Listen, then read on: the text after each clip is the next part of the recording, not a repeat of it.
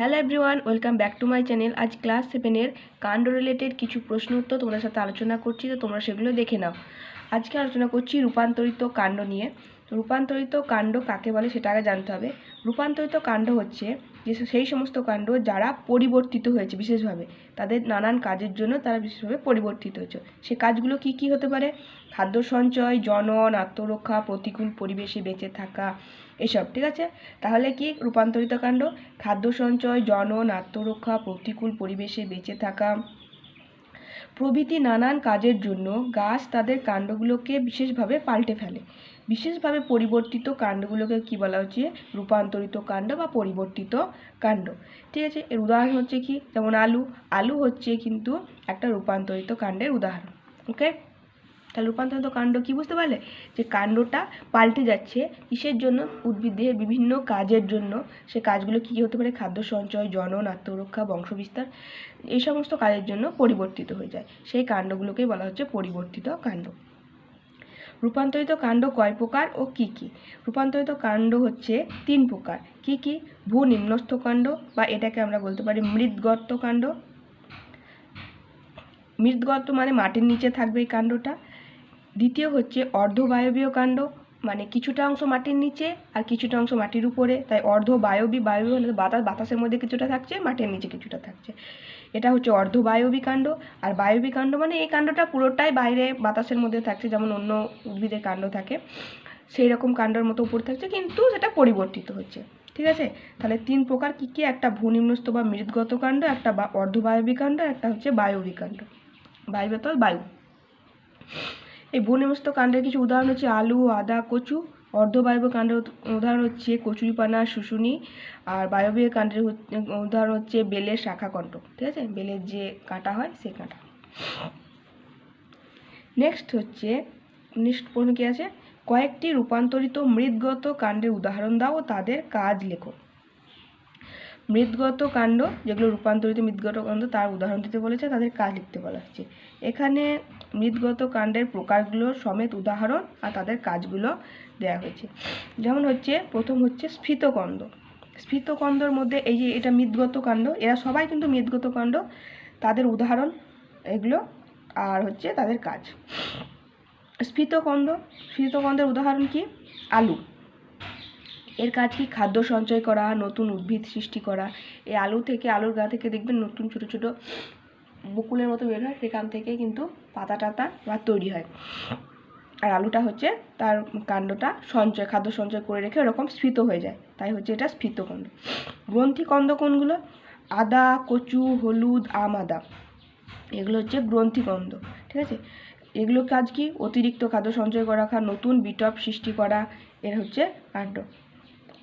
মৃৎগত কাণ্ডগুলোর বেশিরভাগই মানে কাজ হচ্ছে নতুন উদ্ভিদ সৃষ্টি করা আর হচ্ছে খাদ্যটাকে সঞ্চয় করে রাখা। কন্দ কি? পেঁয়াজ, রসুন, এগুলো হচ্ছে মৃৎগত কন্দ।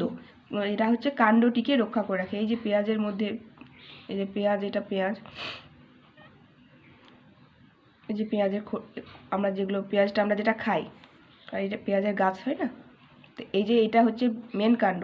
এই মেন কাণ্ডটাকে ঢেকে রাখে কে? এই শল্কপত্রগুলো, যে পেঁয়াজের এক একটা খোসা থাকে সেইগুলো। ঠিক আছে, সেটা হচ্ছে কাণ্ডটাকে ঢেকে রাখে। এই শল্কপত্রগুলো খাবার সঞ্চয় করে রাখে, কিন্তু এই যে কাণ্ড মেন, এই কাণ্ড সঞ্চয় করে রাখে না, শল্কপত্রগুলো খাদ্য সঞ্চয় করে রাখে আর কাণ্ডটাকে রক্ষা করে। এটা হচ্ছে কন্দ। পেঁয়াজ আর রসুন হচ্ছে কন্দ। আর গুড়িকন্দ কি? গুড়িকন্দের উদাহরণ হচ্ছে ওল, এটাও খাদ্য সঞ্চয় করে রাখে। মৃৎগত কাণ্ডের মধ্যে সবচেয়ে বড় যদি হয়ে থাকে কোনো কাণ্ড, সেটা হচ্ছে ওল, এটা অনেক বড় হয়। ঠিক আছে, তাহলে যদি বলে স্ফীতকন্দের উদাহরণ, আলু স্ফীতকন্দ না গ্রন্থিকন্দ, তাহলে পরে আলু হবে স্ফীতকন্দ। আদা, কচু, হলুদ, আদা, এগুলো হচ্ছে গ্রন্থিকন্দ। আর শুধু কন্দ কোনগুলো? পেঁয়াজ আর রসুনকে বলা হয় শুধু কন্দ, যেটা মৃৎগত কাণ্ড। আর গুড়িকন্দ, গুড়ির মতো আকার ধারণ করে ওল, সেই জন্য এটার নাম হচ্ছে গুড়িকন্দ, এটা হচ্ছে ওল, এটাও খাদ্য সঞ্চয় করে। বোঝা গেছে? নেক্সট হচ্ছে কয়েকটি অর্ধবায়বী কাণ্ডের উদাহরণ দাও ও তাদের কাজ লেখো। অর্ধবায়বীটা আগেই বললাম যে কিছুটা অংশ মাটির নিচে, কিছুটা অংশ মাটির উপরে থাকবে, তাই এটা অর্ধবায়বী কাণ্ড। একটা হচ্ছে খর্বকাণ্ড, খর্বধাবক, ঊর্ধ্বধাবক, ধাবক আর বক্রধাবক, এটা হচ্ছে প্রকার। এই অর্ধবায়বী বলতে পারো অর্ধবায়বী কাণ্ডের প্রকার। তো সেই খর্বধাবকের মধ্যে পড়ে কারা কারা? কচুরিপানা, টোপাপানা। এখানে একটা কাণ্ড আছে, সেই কাণ্ড থেকে আর একটা কাণ্ড আছে, এই কাণ্ডের মাঝে যে অংশটা সেটাকে বলা হচ্ছে খর্বধাবক, কিন্তু এরা খুব কাছাকাছি থাকায় এটা হচ্ছে ছোট হয়, এটা খর্বধাবক বলা হচ্ছে। এর কাজ কি? বংশ বিস্তার করা। এই কচুরিপানার গাছ তো তোমরা দেখেছো, এরকম পাতাওয়ালা থাকে না, এরকম। তাই দুটো কাণ্ডের মাঝে এই জায়গাটায় পর্বত থেকে এটা হচ্ছে ছোট। কচুরিপানা, টোপাপানা এরা বংশ বিস্তার করে খর্বধাবকের সাহায্যে। ঊর্ধ্বধাবক কি? চন্দ্রমল্লিকা, মুথা ঘাস, এরা হচ্ছে, এদের ঊর্ধ্বধাবক দেখা যায়, এদেরও কাজ হচ্ছে বংশ বিস্তার করা। এদের ঊর্ধ্বধাবক বলতে এদের যে মূল কাণ্ড, সেই মূল কাণ্ড থেকে বের হবে, সেটা মাটির তলা দিয়ে গিয়ে আবার উপরে উঠে পড়বে, উপরে আবার নতুন উদ্ভিদ সৃষ্টি করবে, সেটা হচ্ছে ঊর্ধ্বধাবক, উপর দিকে উঠছে। সেরকম উদাহরণ চন্দ্রমল্লিকার, মুথা ঘাসের।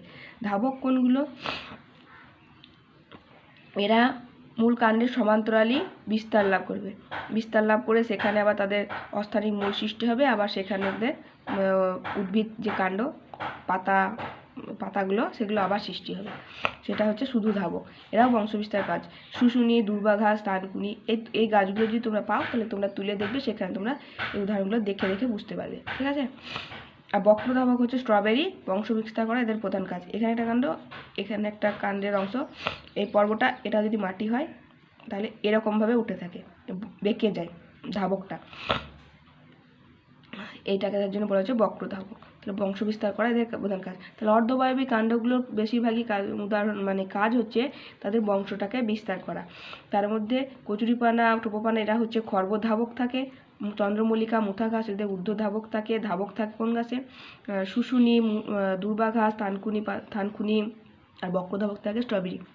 এগুলো কিন্তু সবই অর্ধবায়বী কাণ্ডের উদাহরণ, ঠিক আছে। তো দেখা হবে নেক্সট ক্লাসে, ততক্ষণের জন্য তোমরা ভালো থেকো, সুস্থ থেকো। পরের ক্লাসে অন্য কিছু নিয়ে আলোচনা করবো। Thanks for watching.